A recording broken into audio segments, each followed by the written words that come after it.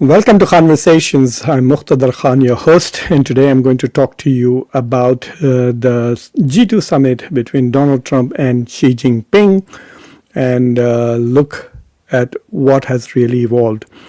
Not much has substantively really changed from this meeting. If there has been a significant progress, then that's not really visible. But certain things have changed, and that is important to note. What has really changed and what has evolved? I think that what has happened is that through this meeting, China has brought the US down to its level, and the US has brought China up to its level via this meeting. So this is a second G2 summit that Donald Trump is having with Xi Jinping. He had one just a few months ago in South Korea in the Busan meeting, so this is a follow-up to that. I have not seen any tweet from Donald Trump using the phrase G2 at the moment, but it is very clear that Donald Trump is now focused on improving relations and stabilizing relations with China, glossing over the disagreements and differences between the two countries and trying to develop some kind of cooperation over issues which are of common interest, and especially for those which are of key interest to the United States. So let me share these developments, but before that, let me just share this video with you, which shows as to how China has catered to Donald Trump's massive ego.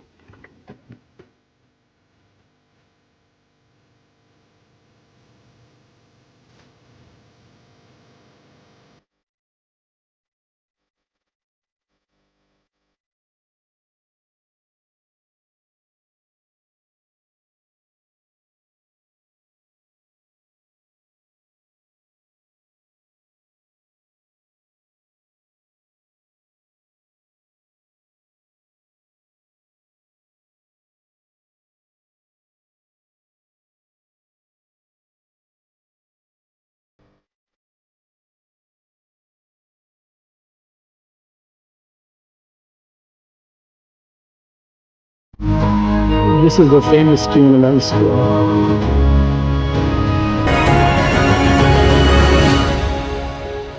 So this is the video that the White House is sharing, so I thought I will share this with you. So this is very clear that this is a major development, and China has given Donald Trump the due respect that he deserves as president of the most powerful country and the biggest economy in the world. Having said that, there are lots of interesting developments. They also visited here. This is a very important location, quite impressive, and Donald Trump was clearly very impressed with this. I too have visited this place. It's called the Temple of Heaven. It's absolutely stunning and beautiful and worth watching. This is the closest that you can see. I'm actually standing very close to the point where Trump and Xi Jinping are standing, but there are thousands and thousands of tourists when I was there. But anyway, so let me say that's very clear that Donald Trump came out as a person seeking to please Xi Jinping, seeking to get some approval from China, whereas Xi Jinping came across as someone who knows his mind and is not afraid to speak his mind and make it very clear. So it was very clear that during the meeting, while Trump was mostly quiet and un-Trump-like, especially when the reporters were screaming questions to him about Tiananmen Square, about Taiwan, he did not go there and speak to reporters freely as he normally does in the United States. So he was also trying to project a very, shall we say, a sober image, Donald Trump. And that is a good thing because we don't want him committing gaffes there which can have policy implications for both these countries and going forward. So what I'm going to do is I mean, there's a lot happening there, a lot being discussed. Donald Trump took some of the richest people in the world, biggest billionaires, the CEO of NVIDIA, the biggest company, which is about to become a $6 trillion company, bigger than most economies except China and the US. There is no, it's bigger than Germany in terms of, well, its net worth is $6 trillion. Germany's annual income is about $5.5 trillion. But yes, he took Apple CEO, he also took Elon Musk, etc. So some of the biggest CEOs of American companies went there. So it was a very powerful entourage. And then, of course, Marco Rubio was with him, and so was Scott Bessent, the Secretary of Treasury. Who was missing was, of course, J.D. Vance was absent. That was very interesting. But anyway, so there were some agreements, and there were a lot of issues that were discussed, and there was no progress made on those issues. And then, of course, there are some profound sources of friction and disagreements. So I have made this very useful. I'm enjoying using AI and creating infographics and learning how to use AI. So I did make some infographics that I'm going to share with you. So please bear with me, this old man's indulgences with new technology. So the first thing that I'm going to show you is what they have agreed upon. So this is the agreements that China and the United States have had. And the agreements is that they will bring about stability in the Strait of Hormuz. So both US and China want the Strait of Hormuz to be opened up immediately, and it is very clear that the United States is hoping that China will put pressure on Iran to open the Strait of Hormuz. For the United States, it's absolutely critical. This is destroying US allies. It's hurting the Iranian economy. It's also hurting the Chinese economy. The Chinese want it also because it's costing them. And the Americans want it because it's about America's prestige, and the fact that there is a stalemate clearly looks as if America has lost this war. So they both agree that the Strait of Hormuz should be open. Pakistanis should be a little worried from this meeting and the discussions that Trump and Xi Jinping are happening. It is quite possible that the center for negotiations may shift from Islamabad to Beijing if Xi Jinping decides to take a serious role in negotiations. A word of caution here. I think that Iranians see this war as a war. It's an existential war for them. This is a matter of survival for them, especially for the Islamic Republic. So I don't think Xi Jinping would like to throw his hat in there and be in the forefront of the negotiations, because there isn't much that they can pressure Iran and say, look, you need to give this up and give that up. And the Iranians will say, well, we will not. They're saying no to the U.S. and willing to suffer further military attacks by the U.S. What can China do to them? And as long as the Strait of Hormuz is blocked by the U.S., the Chinese are also suffering.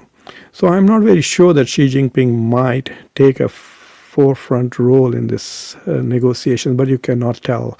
They are expecting some behind the scenes. Marco Rubio expects some behind the scenes action from the Chinese to put pressure on Iran.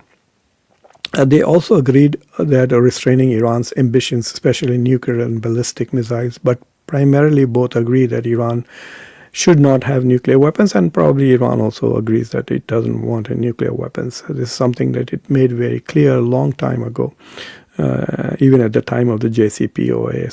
So on these issues, they seem to be completely agreed.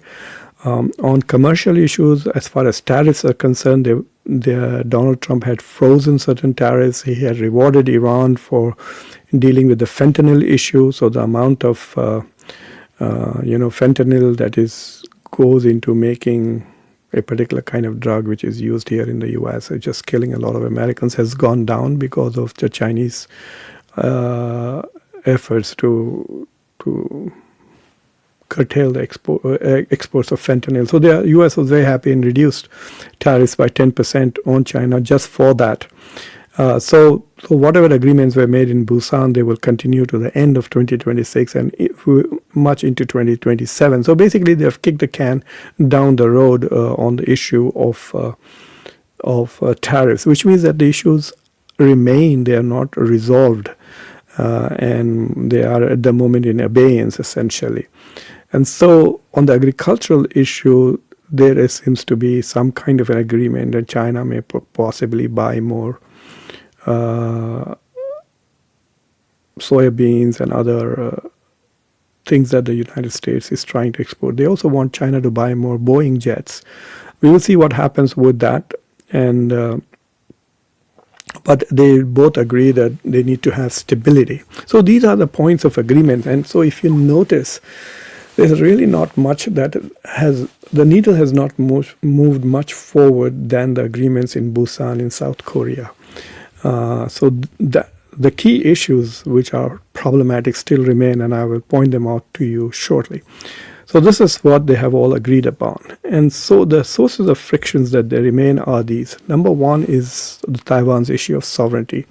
On the subject of Taiwan, Xi Jinping was very, very tough, and he drew a red line and he said that, look, we want you to handle the Taiwan issue very carefully. If you do any mistakes there will be a destabilization. It is a matter of very serious thing. He said that independence and peace across the strait do not go hand in hand. So it made it very clear that if Taiwan were to declare independence, there will be war. And of course the big issue is the US promise to sell Taiwan $11 billion of weapons. Trump wants to do that. He wants to make the money. He's a businessman. But it was very interesting that the US readout on this meeting does not mention anything. The White House does not mention anything on the Taiwan issue. Whereas the Chinese have made it very clear that they send the message to the U.S. very clearly, Taiwan is a red line. Marco Rubio did, however, say that, yes, the U.S. policy on China has not changed, which means the strategic ambiguity remains.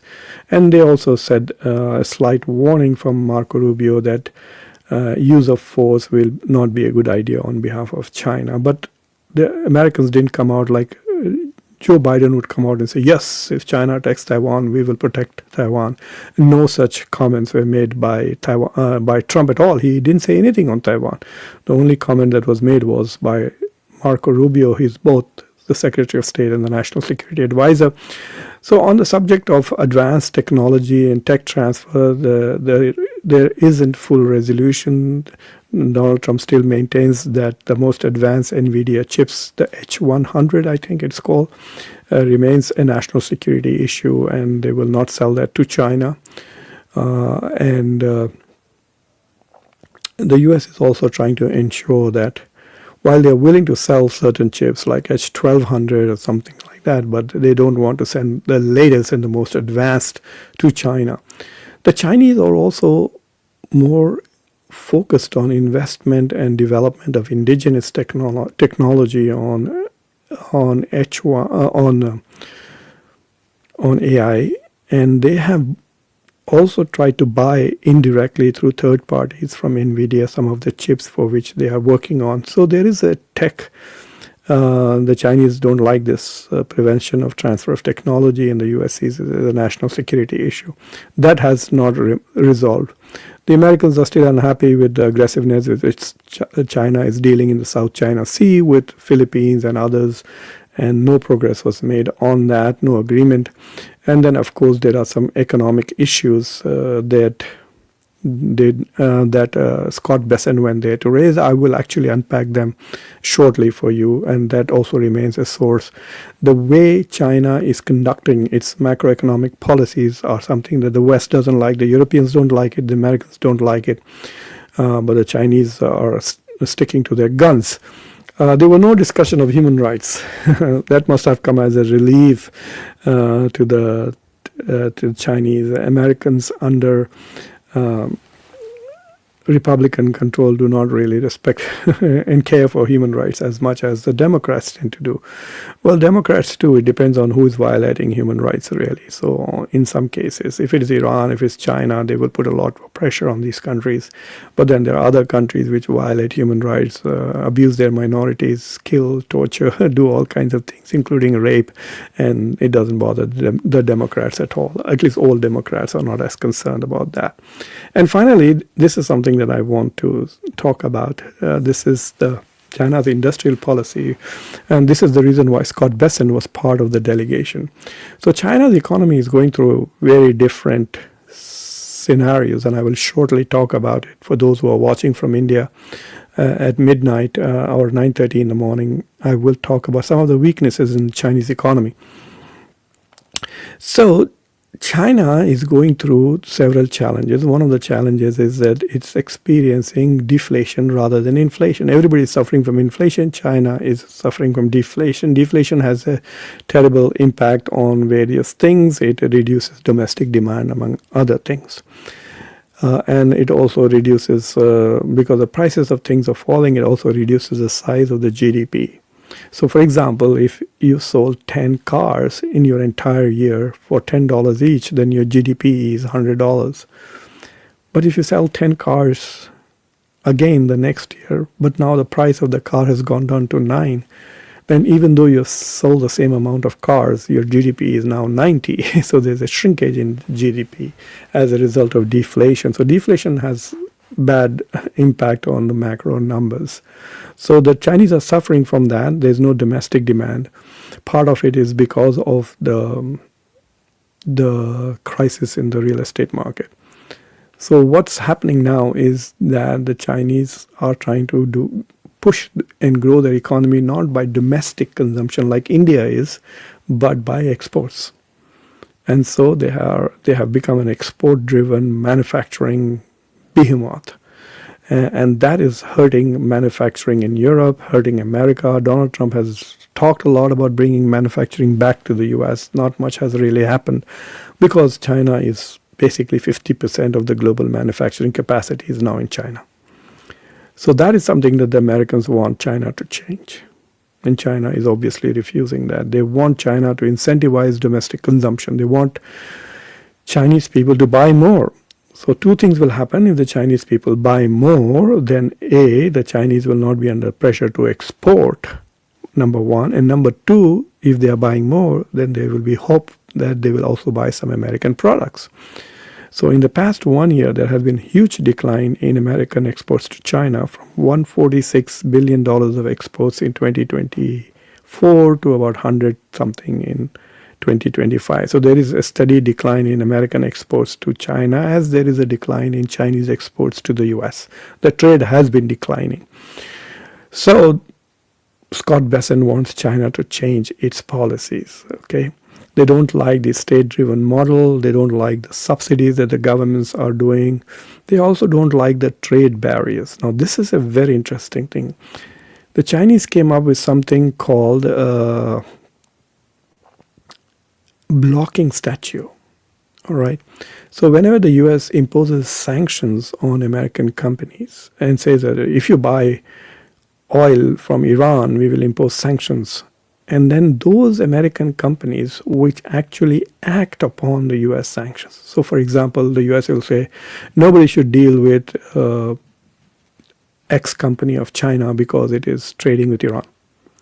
So if Google stops doing business with X, then the Chinese will investigate and harass Google. This is called the blocking statute. So that is creating a problem for American companies. They're very unhappy. So America wants to have the freedom to basically screw anybody using secondary sanctions. They don't want the Chinese to replicate that or to create barriers to that. And so they're pushing against it. So these are the two big things that Scott Bessent wanted to go there and push. One is try to reshape China's manufacturing overcapacity and then try to block the Chinese blocking statute. So that is the two issues. And one idea, interestingly, has been floated called the Board of Trade and Board of Investment, where the Chinese will, it'll be just a caucus, I guess, a group of Chinese appointed negotiators. And so it's like an ongoing dialogue where they will deal with strategic economic issues and resolve. So they don't have to have disagreements which are not immediately resolved because there will be now a standing board where these issues can be immediately discussed and negotiated. So these are some of the developments. So I think the two biggest things that have really happened is this China's warning to the United States very clearly saying we are drawing a red line on Taiwan. And the other issue is that the US is proposing a board of trade and investments. And I think that's a very good idea if it really works. It could improve the trade situation between the US and China. It also sends a message that there is no delinking or decoupling happening. between the two countries. So that's also an interesting development. But one thing that has happened from a geopolitical perspective is this recognition of the rising influence of China and rising importance of China. I do plan to come back after 30-40 minutes here and do a show in Hindi about the chinks in the Chinese armor, or so to speak, in its economy, the weaknesses that I found. And even though there's so much talk about China rising, China also has its economic challenges, which are constraining the speed with which it is reducing the gap between the US and China.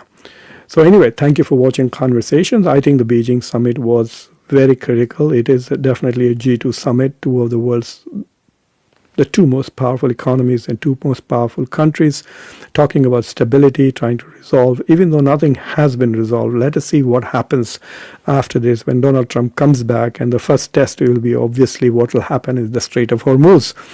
Will be a change in Iranian policy under pressure from from China, or the US will have to deal with it directly? So I think that is the first test of what happens as a result of this G2 summit. So anyway, thank you for watching Conversations. If you have not already subscribed to the channel, please subscribe to the channel, like this video, press the bell icon, and don't forget to share this with your socio-political network. Until next time, I'm your host Muqtada Khan. Take care. Bye.